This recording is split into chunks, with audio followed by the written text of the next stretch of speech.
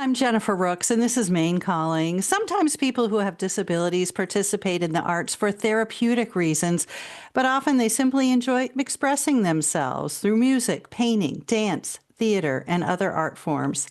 And for some, it's a living. We talk with some of these creative Mainers and learn about programs that foster inclusive participation in the arts today on Maine Calling. This show is part of the Maine Calling series, Ready and Able, Living with a Disability in Maine. We are streaming it live on Maine Public's YouTube channel and Maine Public's Facebook page with ASL interpretation. Joining me today, Emma B. Geller, who is a singer and songwriter with the Maine Academy of Modern Music. Emma. Hi, my name is Emma B. Geller, and I'm going to give a visual description. I have short brown hair and dark tinted sunglasses and a purpley pink shirt with a soft texture. Also with us, Michaela Knox, a dancer, choreographer, and teacher who founded Spark Dance Program. Michaela. Good morning. My name is Michaela. I use she, her pronouns. I am a white woman with long auburn hair and glasses wearing a black top.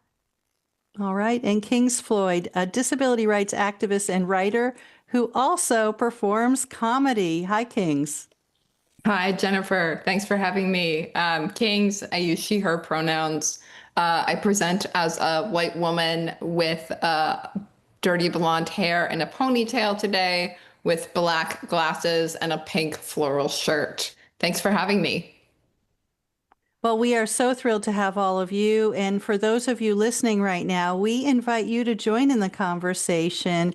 Do you have a disability and do you express yourself through the arts? Do you know someone? Is there a family member who you have seen flourish or you would like to find out opportunities for that person?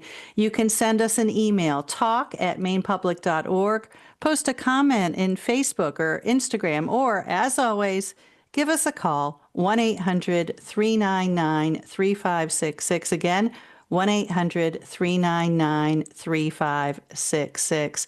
Well, Emma, I'm going to start with you. You are a singer and songwriter, and I just want to find out your story. How did you come to express yourself through music? Is this something you've done ever since you were little, or has it come to you later in life? Yeah, so I've loved music since I was really little, and I started playing piano when I was 7, and then I actually started writing music when I was 7.5. And my Gramps, I watched him play piano, and I just was fascinated, and so from a very young age, that's what I wanted to do. Okay. It's interesting to me, Emma B., that you said you watched your grandfather. Have you progressively lost your eyesight over your life? Tell us about that part of your experience. Yeah, so in the past maybe 5 years, I have been having more visual impairment, and I actually kind of find it a blessing for my music. I feel like I get into it more and I just feel it. And I think when I'm playing with less vision, I think I'm better at it and I think I enjoy it more, which can help other people enjoy it more. That's fascinating. Of course, many people will hear you say that and they'll think of Ray Charles or Stevie Wonder. And I'm wondering, My dad calls me his mini Ray Charles. does he really? Yeah. That's great. And I want to just ask you what music means to you. Music means everything to me. Music is my life. I hear music in every sound. And it means connection, it means communication. And people see me for more than my disability when they hear my music.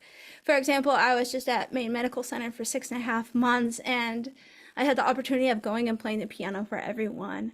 And I turned from sick girl to piano girl. Oh, you're the piano girl. Oh, that's wonderful. I sure wish you had a piano right here today. Yeah. Oh my gosh. I want to turn to you, Kings. Tell us your story. You are a comedian. I've seen you perform. You're very funny. How did you come to comedy?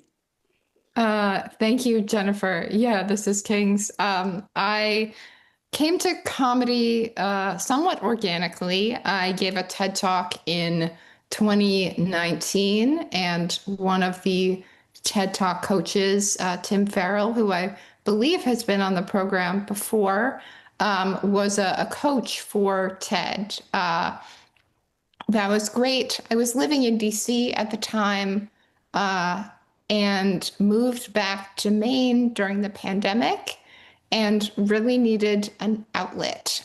Tim teaches a comedy class. I had worked with him before, and I thought it was a new challenge. I have spoken in front of 400,000 people before and was somehow more daunted to speak in front of 100 family and friends and Portland neighbors than I was speaking at the Women's March back in DC, because it was a challenge. But it's been an incredible challenge so far.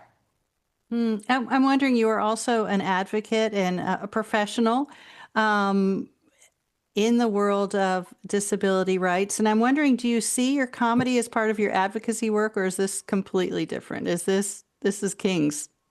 Oh no, it definitely is interwoven. I work in politics, so there's definitely politics interwoven in my comedy. I've worked in government, so there's definitely a little needling of some of the quirks or sticky areas of our system, as well as just commenting on the news. But I think my first comedy set was really about my experiences that I've had in Portland and more broadly about non-disabled people interacting with me and kind of their preconceived notions and what they brought to the table and how I navigated them, but all presented in a comedic way so that it was understandable and accessible, pun intended, to an audience. That is ironic, isn't it? Making your experience accessible to others. I can only imagine, Kings, that you have so many instances in your life that are, the mild word would be frustrating. The more accurate word would probably be infuriating, because you do live your life in a wheelchair. And, you know, anybody who's been to any downtown in Maine knows that there are a lot of inaccessible places. And you're talking about your interactions with people. And I'm wondering if, because you do comedy, it helps keep you from sort of sliding into being furious all the time, but instead seeing the humor when somebody says something wildly inappropriate or something like that. I don't want to put words in your mouth, but is this a way of dealing with the daily frustrations?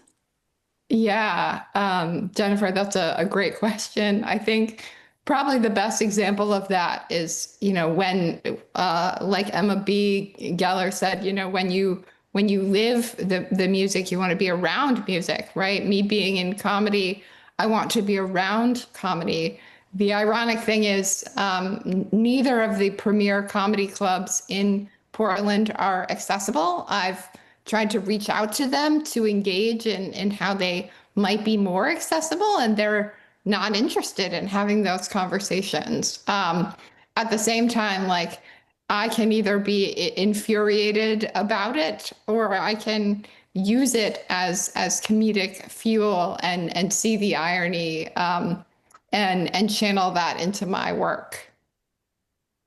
I want to turn to you, Michaela. When you founded Spark Dance, you set out to make it inclusive as possible. Why did that matter to you? Well, thank you all. Thank you for the question, Jennifer. This is Michaela speaking. I noticed the trends in dance education in terms of inclusion and access were really quite segregated. So we would see a lot of adaptive dance classes that were specifically for people with disabilities.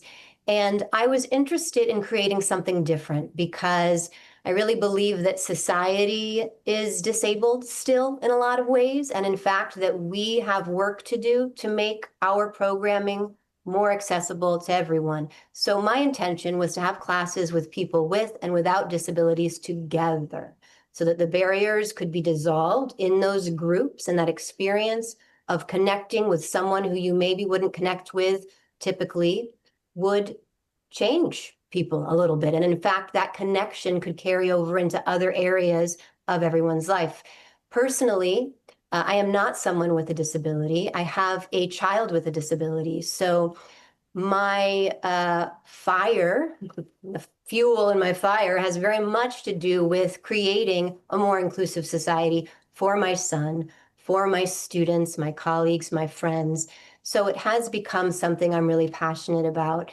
And we have a lot of programming happening here in Maine, which is really exciting. It's been incredible to see what's happened just in 6 years. Do you have both students who are adults and children? Absolutely. Yeah. We've had programming in 11 different towns in Maine. And often our classes will be in community settings that are accessible to everyone. About 70% of our students are adults with intellectual or developmental disabilities. We'd like to see that number more at 50%. So the people without disabilities, those are the ones we're also really trying to recruit so that, again, we can create those diverse containers. We believe that the more diverse the group is, the richer the learning will be, and the more opportunity we'll have for decreasing those stigmas that sometimes separate us. Well, joining us on the line now is Denis Boudreau, who is a longtime artist and painter who is blind. Thanks so much for calling in, Denis. Well, you're welcome. Good morning. You have been an artist for many decades, and you began your painting career before you lost your sight and now continue to paint. How has your work changed, and how has your approach to your work changed?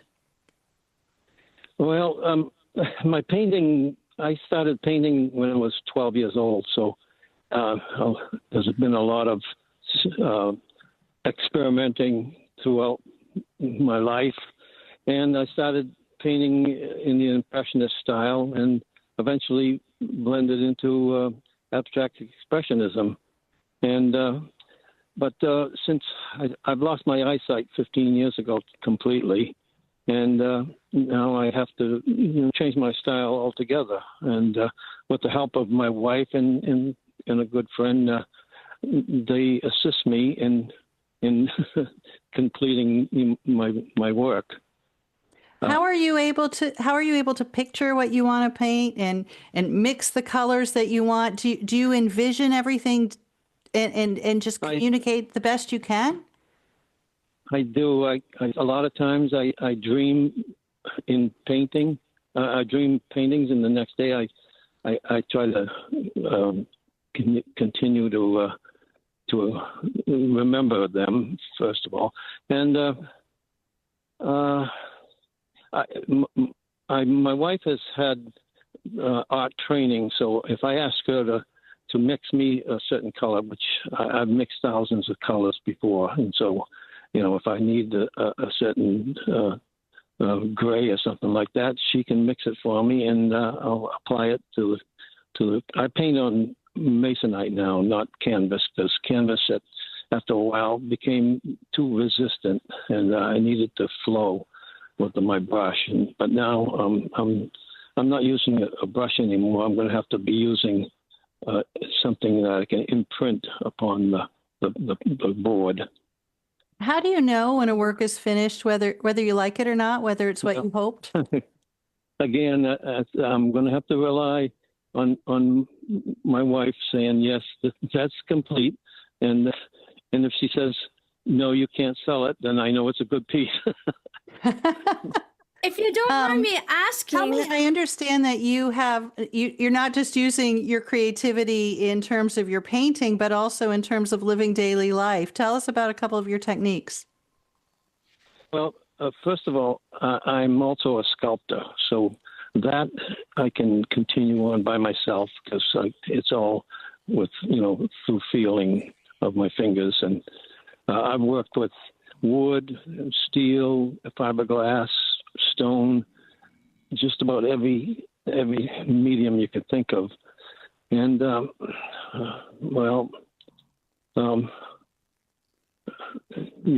I forgot what the question I understand something about strings and getting around. Oh, right. At one point, I was, getting tired of getting lost in my studio, and I've had many studios, but this particular studio, after I lost my eyesight, I was getting lost in it, and it's just very easy when you're blind. You make a turn, and then you forget where you are, and you stumble across something. So as I entered my studio, I put strings just about a foot above my head and running it from the door to the far wall. And then off of that main string, I put what I call avenues, and I ran some from each corner of my studio that I need to get to, and it makes it so much easier. And if I let go of those strings, I'm completely lost. But I paint on the floor. I don't use an easel, and so. Denise, one of our guests today, Emma B. Galler, has a question for you. Emma B., go ahead. I just find all of this so interesting. I was wondering, in your paintings, do you ever add textures? And if you do, how would you do that? Texture, you say? Yeah.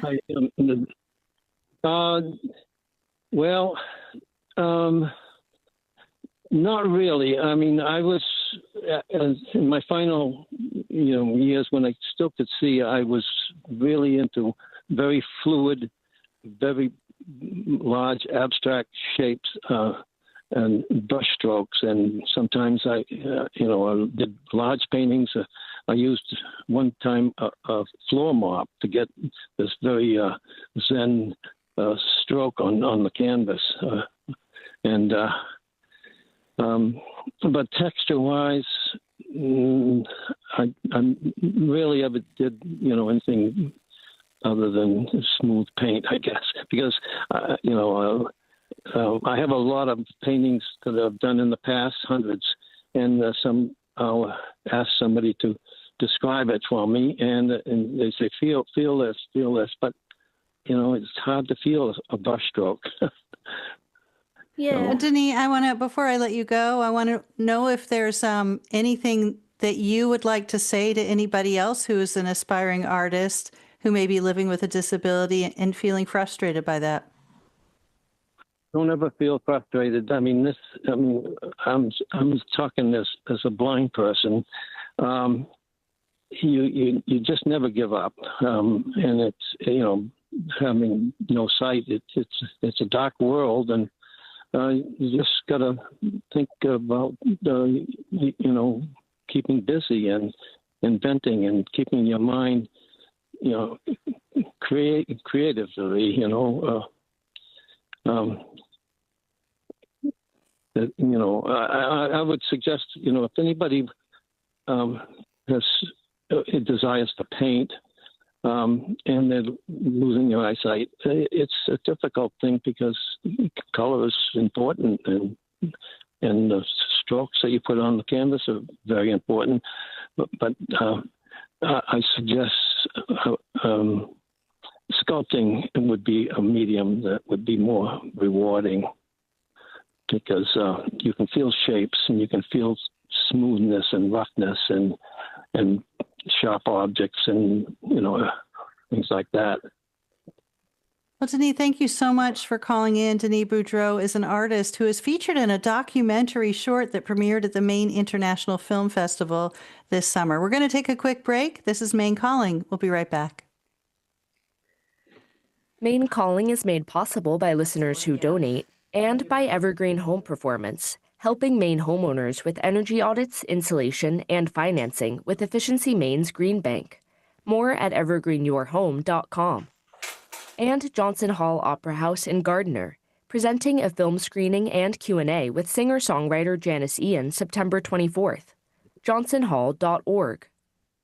On the next Speaking in Maine, what happens when a radical isn't martyred and they actually grow up and they have children of their own and the conflict ends? How do they look back on the things they did in their 20s? Patrick Radden-Keefe on the questions that led to his best-selling book, Say Nothing, an investigation into an unsolved murder in Northern Ireland in 1972. Join us for the third of our 6-part series from the 2025 College of the Atlantic Summer Institute. Speaking in Maine, Wednesday afternoon at 2 o'clock on Maine Public Radio. Join reporters from Maine Public and the Maine Trust for Local News for a series of listening sessions this fall. We're offering 2 different opportunities: Issues and Ale at local brew pubs, and Issues and Conversation at public libraries. Our first 2 events are happening at Marshall Wharf Brewing Company in Belfast on Tuesday, September 30th, and at Argenta Brewing Company in Portland on Wednesday, October 1st. For complete details and a full list of events, please visit mainepublic.org and click on Community. Welcome back. This is Maine Calling. I'm Jennifer Rooks. We are learning about people in Maine who have disabilities, who are artists, musicians, and performers, and also about some programs that promote the arts for those with disabilities. With me this hour, Michaela Knox, who founded the Spark Dance Program and is a dancer and choreographer. Kings Floyd is a writer who is involved with comedy and a disability rights advocate. And Emma B. Geller is a singer-songwriter with the Maine Academy of Modern Music. Share your comments and questions. Send us a brief email, talk@mainepublic.org. You can comment on Facebook or Instagram or call us at 1-800-399-3566. Again, 1-800-399-3566. A reminder that today's program is being streamed live on Maine Public's YouTube channel and Maine Calling's Facebook page with ASL interpretation. On the line with us now is Liam Rademacher, who is a freelance artist and coordinator of Strive Studios. Thanks so much for calling in, Liam. Thank you so much for speaking with me today, Jennifer. Well, for those who don't know, tell us a little bit about Strive and what you do there. Yeah, so PSL Strive is an agency devoted to developing programs for people living with intellectual and developmental disabilities. Part of our program, which I am coordinator for, is Strive Studios. And what Strive Studios is, we are a dedicated visual art and movement program, servicing primarily adults with intellectual disabilities. We have some programming for teens and young adults as well. And the primary focus behind Strive Studios is creating a space in the community where our participants and artists can build artistic skills, work collaboratively alongside each other on projects, and develop individual artwork with support from staff as needed. Okay. Well, tell us, Liam, the benefits of participating in the arts for the people that come to Strive Studio. Yeah, Strive Studios, the benefit we provide, I would say, comes mostly from, as I mentioned, collaboration. So having a space to work alongside your peers to develop skills in whichever medium you choose. We have offerings in digital art, painting, some more traditional mediums like drawing, printmaking. And the benefit of our studio space is we're really like an open laboratory for folks to come in, whether they have the experience or not, and really get hands-on and involved with the activities. And, working at home in a home studio works well for focus for some people, but there's such a collaborative process when you're working in a studio in the community alongside other artists, where you can get perspectives and lenses that you might not get just working at home. So we're really hoping to foster that environment of creativity for folks who come here. Liam, I'm going to put you on the spot here and ask you if you have a story or an aha moment or something that you just come back to again and again that you'd like to share about something that happened at Strive Studios. Yeah, so within the last couple of years, we've been developing our digital art program as times have moved, digital formats really taking over. And iPads especially, which what we use, are very accessible for artists of all ranges. And as we've been developing our digital art program, I think one of the greatest things that I've been able to witness is seeing participants not only build these skills and start to create, expansive digital collages on the iPad, but take what they're learning and share that with other artists. We have participants who, as I mentioned, do a lot of digital collage work, and there's a lot of fine tuning and technical skills that go into creating those cohesive collages. And one of my favorite experiences is taking a step back and watching participants walk other artists through the process. Hey, I see you use this brush. Maybe you want to use this brush instead to get the effect you're going for. How do these certain commands on the iPad work? Well, let me show you. And I think it really is a community space where people work alongside together to create these incredible projects. Well, thank you so much for calling us. That was Liam Rademacher with PSL Services and Strive Studios. Now calling in Manon Whittisley and Hazel Hanscom with Spindleworks at the Gardner location. Thanks for joining us today. And Manon, even hearing the Gardner location makes me know that people who maybe have been to Spindleworks in Brunswick, it's expanded over the years a lot. Tell us about Spindleworks and who you serve. Hi, Jennifer. We're calling from Spindleworks Art Centers. We're calling from the Gardner location today. So Spindleworks has its 50th anniversary next year. We're a program of Independence Association. And our Gardner location is the newest location. We've been operating in the Gardner-Hollowell area since about 2009, and we reopened after COVID in 2021. And I understand that Spindleworks was 50 years ago created with the idea of helping people with disabilities, but there have been some people as well who have become quite well-known artists because of the work that they started there, right? Absolutely. So both locations support 60 individuals to be fully included in the arts. The way we work is that we function sort of as a all abilities art studio. So working artists, every working artist there is trained in supporting individuals with disabilities. And we teach skills in pretty much all art medias that are commonly used.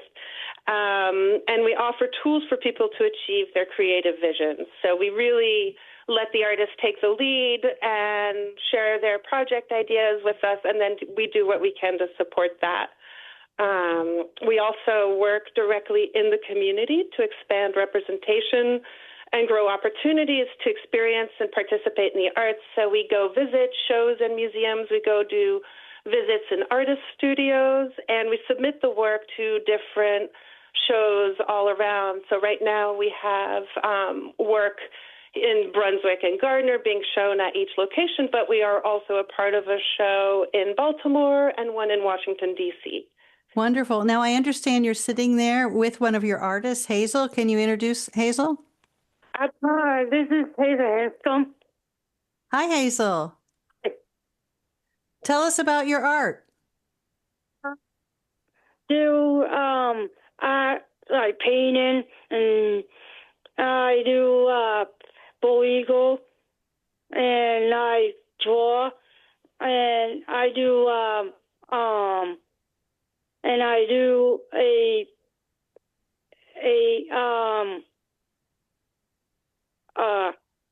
writing, and I do weaving.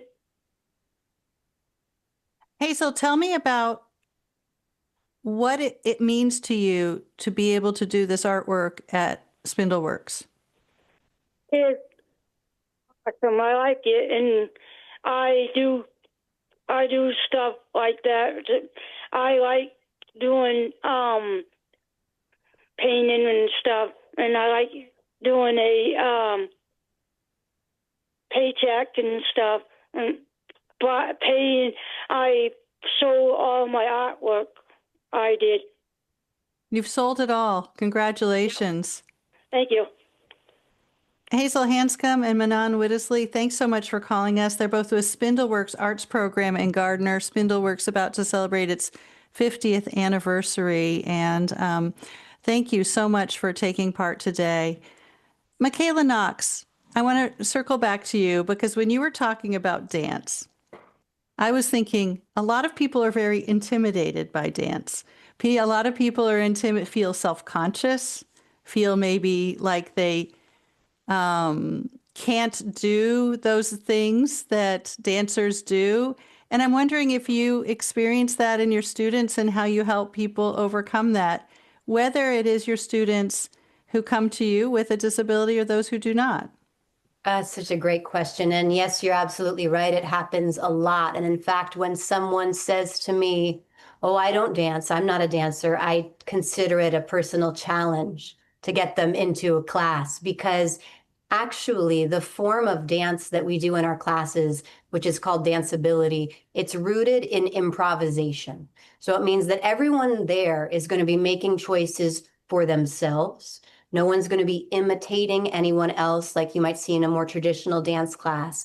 So for someone with no dance experience at all, who doesn't identify as a dancer, they're going to be provided with an opportunity to discover something about themselves in a way that feels good. So like when Emma B was talking about that experience of tuning into the music more and her own sensation as her vision loss has increased, it made me think of sensation, like that ability we have to tune into our own intuition and make choices as individuals. We work with those concepts a lot. So for example, someone might come to a class and move one part of their body only.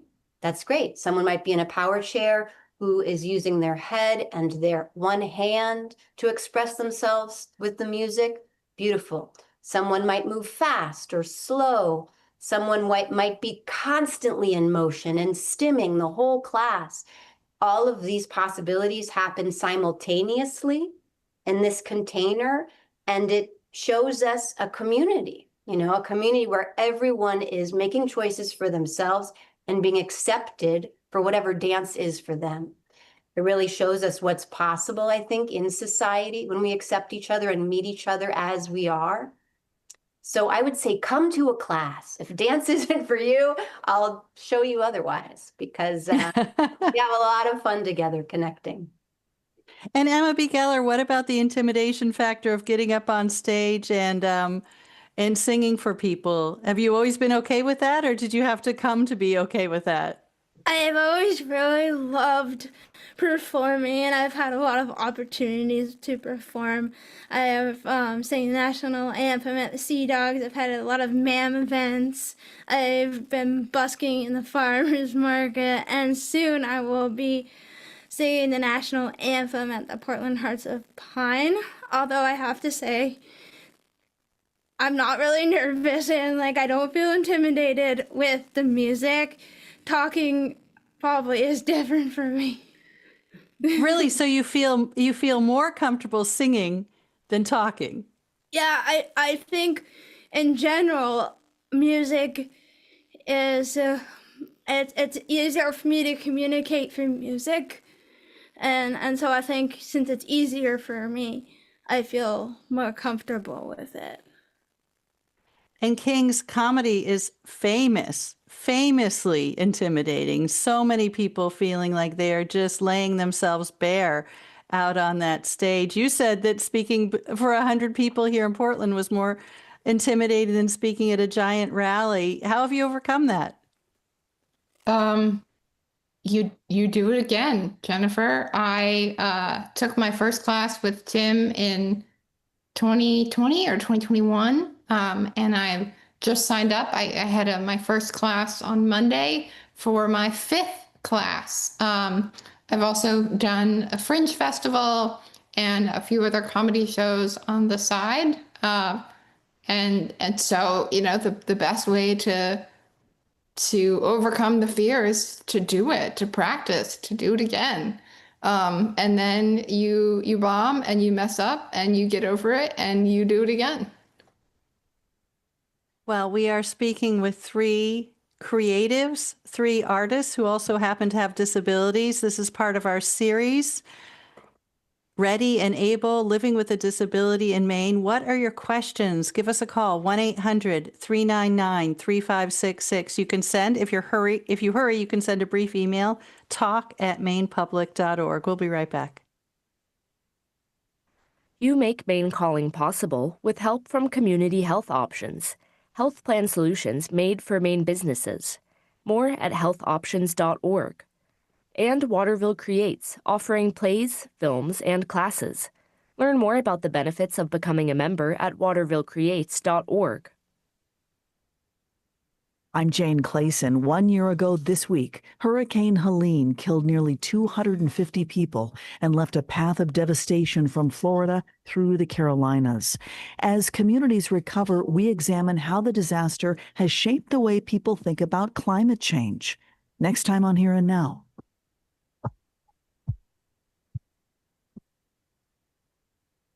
Coming up at noon. 30 seconds. Have you checked out the Maine Public online store? You'll find lots of fun and stylish new items to show your love for public radio in Maine. From t-shirts to sweatshirts and hats to mugs, there's something for everyone. Head to shop.mainepublic.org to see our latest selection, including our newly added kids and retro collections. The Maine Public Store, available at shop.mainepublic.org. Welcome back. I'm Jennifer Rooks, and you are listening to Maine Calling. Today's program is part of our year-long series, Ready and Able, Living with a Disability in Maine. The topic today, disability and the arts. Our guest today, Kings Floyd, who is a writer and comedian and an advocate, Emma B. Geller, a singer-songwriter, and Michaela Knox, a dancer and teacher with Spark Dance. Join our conversation, 1-800-399-3566. You can send a brief email to talk@mainepublic.org or post to Facebook or Instagram. I'm going to go to an email here from Carl Little, who is, many of you know, as a writer about the arts. He says, as a result of macular degeneration, painter William Thon of Port Clyde could no longer see color, so he painted in black and white in his last years, creating some of his greatest work. He said, "My eyes are in my fingers." So interesting. Thank you, Carl. And Emma, I saw you smile. Do you feel as though you are using different senses as you lose your eyesight? Yeah, I can really relate to the eyes are in my fingers thing, and I might have to use that. Yeah, I love that. An email here from Bridget. At Waterfall Arts in Belfast, we have a weekly free drop-in art studio for adults called Creative Cafe. It's amazing to see the friendships that develop between young adults with autism and the joy they experience finding kindred spirits. I just want to offer apologies and shared frustration to the community of people with disabilities looking for accessible places to connect. Many arts nonprofits in Maine are working out of historic buildings that are incredibly difficult or impossible to make accessible. Until we can finance an entirely new structure, we can either have our programs off-site, the YMCA lets us use their space when they can, or just work around our limited facility. Philanthropists looking to make a difference, please consider supporting nonprofit organizations and help them reach their accessibility goals. Kings, I can hear you saying, "Hear, hear." Yes, I'm nodding emphatically. I remember Portland used to have a program called Age Friendly Portland, where they would give ramps to local businesses that wanted to be accessible but had one or two stairs that prevented that. There are so many challenges in making spaces physically accessible. But I'm honestly, there are other alternatives as well. as the email you just read, moving to a different space. I've seen other organizations hold classes virtually. In the pandemic, there was like a mail-in art where you would get mailed the art supplies and have a virtual program. And so I encourage these organizations, if they're not doing so, to think outside the box. But I can just echo the frustration of running into the physical accessibility of programs, and they're getting to reach the right people. We'll go to Sarah calling from Farmingdale. Hi, Sarah. Go ahead. Yeah, hi there. Thanks so much for taking my question. My question is for Michaela and Spark Dance program. I'm really curious about hearing even more about how your classes go, and if we're interested in checking one out or becoming part of one, taking one of your classes, how do we find out where to go for that? Yeah, absolutely. So our classes are open to absolutely everyone, and we welcome drop-ins anytime. You can register for our current programming at sparkinclusivearts.org. We actually have a class starting tomorrow morning, in fact, for people in the Portland area at 10:30, Casco Bay Movers. So the beginning of a new session, if you're in that area, pop in. But our classes are designed to work with what is happening. So like a little example I'll give you, we begin in a circle always, and we end in a circle. If we're in a circle and one person is in a wheelchair in that circle, we'll grab another chair so that there are two people at the same level if other people are on the floor. It's little adjustments so that one person is never isolated on their own, sort of sets the stage. Like as a teacher, I'm looking, who's isolated in this class? Who needs support? And the class is designed to support each individual and meet people where they're at. Sometimes we have people who are vocalizing, stimming, moving in their own way. Nothing is perceived as a problem. It's all expression. So it creates a container where our students really feel safe to be themselves. We have a lot of fun, different types of music. We create performances. And yeah, you can learn more. We have classes this year in Auburn, Portland, and Brunswick, but a lot of opportunities to get involved. Sarah, thanks so much for calling in. Kings, I'm going to turn back to you, and I'm thinking if you want to reflect on the role of arts in our society and then what people with disabilities bring to the arts. Yeah, absolutely.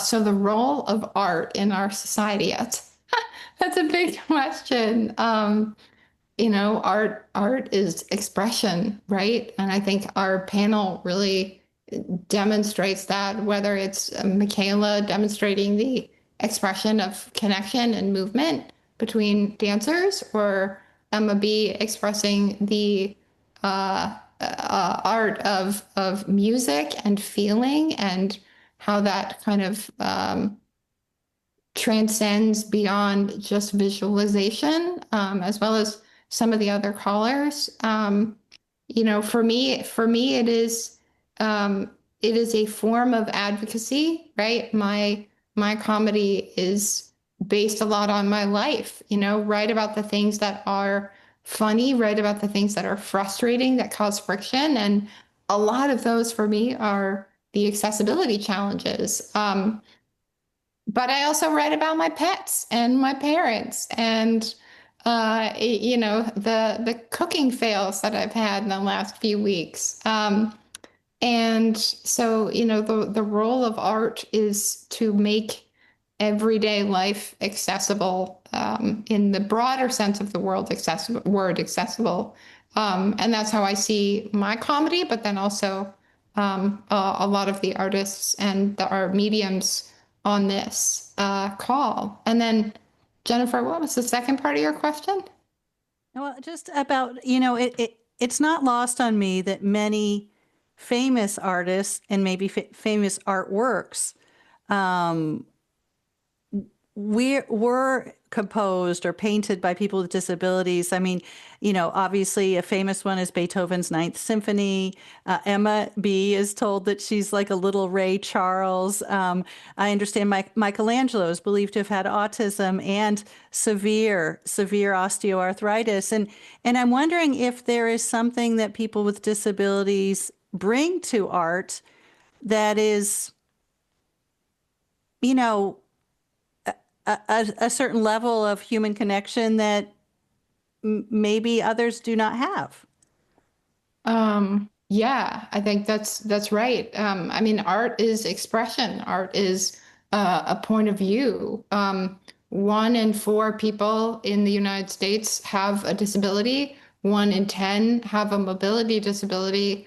All of them have unique perspectives and lived experience that they may want to communicate with the world, and their disability, however it translates, is likely going to translate into whatever and however they're expressing themselves. I think we underappreciate and under-recognize the role that disability plays broadly in our society. Disability is the only demographic that you can join at any time in your life. And yet we see disability as an outlier or something that isolates when, the basis of Michaela and Emma B's and my comedy art is to connect people together and overlap those point of views to create a more broad understanding. Emma B, you say that, go ahead, Emma B. That part about connection, it really resonates with me. I am on the autism spectrum, and I've always wanted to feel connection, and before this past year, I don't think I've ever felt connection. And then I had my music and I shared it every day with people at Maine Med on the piano and singing. And for the first time in my life, I felt connection, and it was just so beautiful. I wanted to ask you, Emma B, what people say to you, whether it's at Maine Medical Center or when you busk. What are the comments that you get? They vary. I think there's one comment, this one conversation I had with a woman. It was really deeply meaningful. Her daughter was actually going to have a heart surgery, and she was very scared, and she felt very, very alone. So I played one of my songs called "You'll Get Through," and she told me she felt a lot less alone, and I felt alone when I was a child and for a really long time. And so we found that connection together. And so that's one comment I've gotten. And then some other comments have been maybe more simplistic, like, "Oh, you're the piano girl," or "Thanks, it made my day," or things like that. Mm-hmm. I think it's interesting too that to witness art, like, it inspires us so much to get to be an audience to different forms of art, but also the experience of making art together and identifying as an artist, whatever your form is, it gives us hope. And that's what I think a lot of people can identify with, that we need right now. Making art can give us hope, and it can connect us. It can remind us what we share with each other when we do it in community. So for me, that's a huge part of what art can do right now to move us forward. Emma B, yeah, I wanted to ask you if it's possible, if people go to YouTube or something like that to hear or see your singing. Are you out there? Yes, so I do have a YouTube channel. You just have to look up Emma B. Geller. I also have Instagram and Facebook.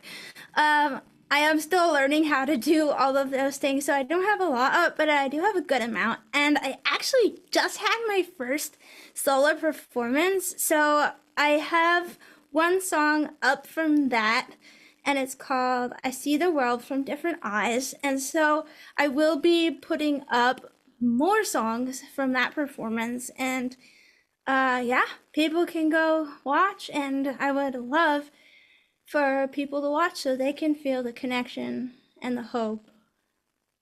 Kings Floyd, are you performing anytime soon? If not, can people find you on the internet? People cannot find me on the internet. I have not necessarily posted all of my comedy.